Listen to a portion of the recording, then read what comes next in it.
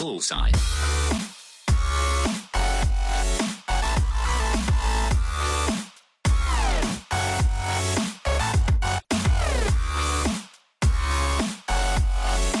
Fala galera, começando agora mais um vídeo pro canal e hoje eu vou falar pra vocês de um tema diferente. Mas antes da gente entrar no tema, eu queria mostrar uma coisa pra vocês, ó, pra quem tá aqui, João Bauer, o novo rei do poker nacional. E não é que a gente foi campeão brasileiro? Que isso, hein? Quem diria? A gente chegou lá na última etapa do BSOP em terceiro em fichas e nos consagramos campeão. Foi fantástica a experiência lá. Acabei fazendo várias mesas finais. Eu fiz 4 mesas finais no BSOP Millions. Eu precisava de muitos pontos para conseguir ser campeão. E acabei com essas 4 mesas finais fazendo a maior pontuação que um jogador já fez na história do BSOP em uma única etapa. E além do mais, fiz a maior pontuação da história do BSOP também. Então fui o campeão com o maior número de pontos que já aconteceu. Então tudo deu certo, acabamos nos tornando campeão e ainda levando uma Harley Davidson para casa, que não pode ser ruim, né? E vamos aos trabalhos agora. Já descansamos, já teve fim de ano, Natal, Ano Novo, e agora vamos retomar aos vídeos novamente. E eu queria falar para vocês que todas as vezes e todos os comentários que vocês fazem aqui no canal, eu sempre fico ligado, sempre fico atento, e o tema de hoje é justamente por causa que vocês fizeram algumas indicações de possíveis vídeos que eu podia fazer, e hoje eu vou falar sobre ranges, né? Como construir um range, como definir um range em uma determinada situação e por que definir um range é tão importante, né? Então é isso que a gente vai falar nesse vídeo de dicas, beleza? Se a gente soubesse quais eram as cartas dos nossos adversários, seria muito fácil, né? A gente já entender com que carta que o cara tá jogando, tivesse um óculos para ver quais cartas, seria muito fácil, mas infelizmente a gente não tem essa opção, então a gente tem que estabelecer ranges. Então ranges nada mais é do que as possíveis mãos que você acha ou que você coloca o vilão, ou você determina que ele possa ter naquela situação. Então esse é o conceito inicial do que é range, né? São possíveis mãos que a gente estabelece para cada pessoa, em cada posição, em cada situação, né? Eu acredito que vocês já devem ter visto, e várias vezes, principalmente quando você está jogando ao vivo, alguém vira e fala assim: não, vou colocar aquele cara ali, acho que ele tem as e rei, ou aquele cara aqui deve ter par, não, coloquei você em par, vou pagar aqui.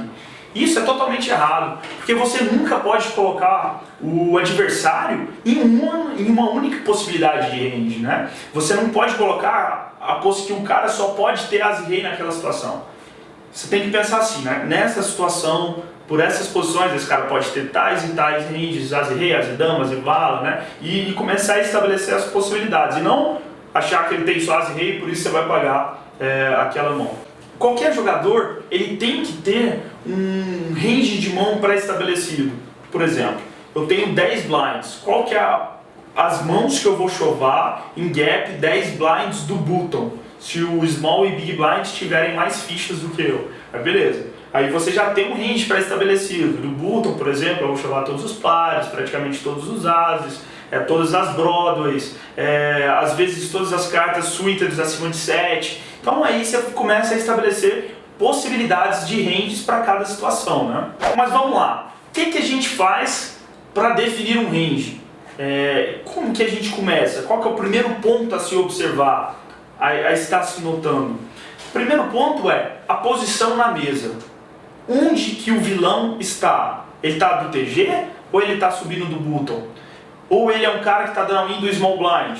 Então a partir do momento que você sabe a posição, aí você começa a interpretar que ranges de mão que ele jogaria naquela posição. Outra informação muito importante, observação dos stacks. Por exemplo, eu tenho um range de open raise, ou seja, o que é open raise? Quando eu abro um raise, né, pré-flop. Então eu tenho um range pré-estabelecido que eu vou abrir com 17 blinds do TG, que é totalmente diferente do meu range do button. Então é muito importante eu saber a posição na mesa e a quantidade de fichas que eu tenho, ou seja, a quantidade de blinds. Porque tudo que a gente vai fazer quando a gente está jogando torneios, a gente sempre se divide em blinds. Então a gente precisa entender quantos blinds que eu tenho sobre cada posição. Outro fator importante para definir um range é a imagem na mesa. Tanto a sua quanto a do adversário. Esse adversário, ele tem... qual a imagem? Quais foram as últimas mãos que você viu ele? Ele era um cara muito agressivo ou ele era um cara mais tight? Um cara que joga menos mãos? Então isso tudo vai formatando para você estabelecer o range, né? Outro fator importante é o momento do torneio. Que momento do torneio você está vivendo? Você está ali na bolha ou você está restando 30 pessoas para a bolha? Você está ali perto da mesa final ou você está faltando tantas pessoas para a mesa final? Isso são fatores que a gente vai observando e vai anotando mentalmente em todas as mãos para a gente definir um range que a pessoa pode ter em cada situação. Outro fator importante é o tipo de torneio. Se é um torneio turbo, se é um torneio deep stack, se é um torneio com rebuy. Por exemplo, torneios turbos geralmente você vai ter menos blinds. Então, a maior forma de você interpretar range é você saber quais ranges que aquele cara chova do small, por exemplo. E a partir do momento que você está jogando um torneio turbo, o cara chova do small blind, 6 e 2 off, você já faz uma anotação. Esse cara aqui, ele tem um range muito grande de chove do small blind. Ele chova 6 e 2 off. Beleza? Aí quando você estiver no big e você tiver com quantidade de stack ali adequada para pagar, você vai aumentar o range de call nele. Você pode pagar às vezes com todos os ases, com todos os reis. Isso são situações que nós vamos criando para estabelecer o range, né? E outro ponto que é muito importante você interpretar e colocar o vilão em uma possibilidade de ranges, é porque a partir do momento que você coloca ele numa possibilidade de ranges, você começa a saber quais cartas que são boas para vir no turn e se blefar. E aí começam os seus motivos para você barrelar. Calma que eu vou voltar e explicar tudo isso para você entender. Por exemplo, eu subo do button, o vilão dá call. O flop vem 8, 3 e 2. Eu sebeto nesse flop, o vilão paga. Então eu subi para flop do button, ele pagou no big, o flop veio 8, 3 e 2. Ele pegou e me deu call no flop, no board 8, 3 e 2. Então quais são as possíveis mãos que ele tem? Ele pagou do big blind, eu estou subindo com 50 blinds e ele também tem 40. Então estamos jogando muito deep. Ele pode me dar call nesse flop com todos os ases, pode me dar call nesse flop com possibilidade de sequência, as e 4, que seria broca, 5 e 4, que seria duas pontas, 6 e 5, que seria broca. Ele pode me dar call com todos os pares de 8, todas as combinações com 8, 9 e 8, 10 e 8, 8 e 6. Ele poderia me dar call, às vezes, com todos os 3, as e 3, sei lá, rei 3, que ele deu call, todos os 2. Então, eu começo a colocar esse vilão em todas essas possibilidades. Tá vendo que eu não estou colocando ele só num único range, as e rei, por exemplo? Estou colocando ele numa gama de possibilidades. Ele pode ter tudo isso. Tudo isso pode estar no range dele quando ele me dá call nesse flop.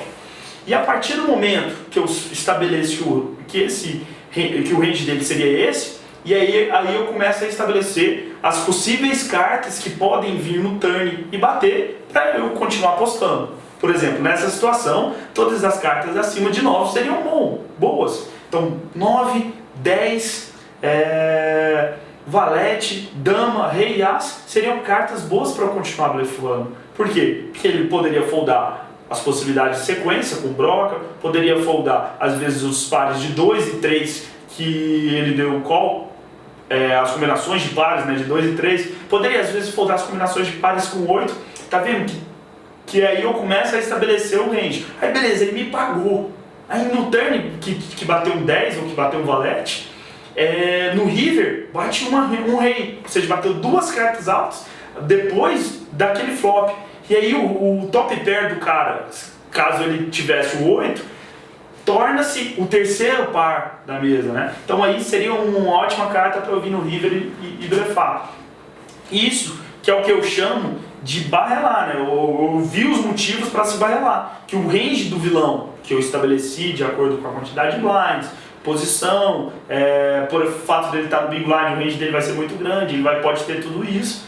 E aí eu vi as cartas que seriam boas para eu vir no turn e blefar. Nessa situação, por exemplo, que o board era 8, 3 e 2, e aí no turn bateu um 6, ou no turn bateu um 7, eu não vou blefar mais. Por quê? Porque ele não vai foldar as mãos que deu com o flop. Por exemplo, o 7 ele vai foldar o 8, porque o 8 continua sendo top pair, tá vendo?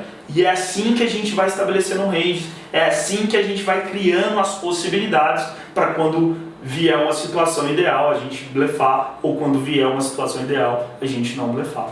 Beleza, galera? É isso que eu queria falar para vocês sobre isso, sobre ranges, os motivos que a gente precisa estabelecer, qual que é o sentido disso e como que a gente estabelece. Espero que eu tenha acrescentado um pouco para vocês, espero que todas as vezes que vocês forem jogar, vocês prestem bastante atenção nisso, porque estabelecer ranges é uma das coisas mais importantes que a gente deve fazer quando a gente está jogando um torneio de poker.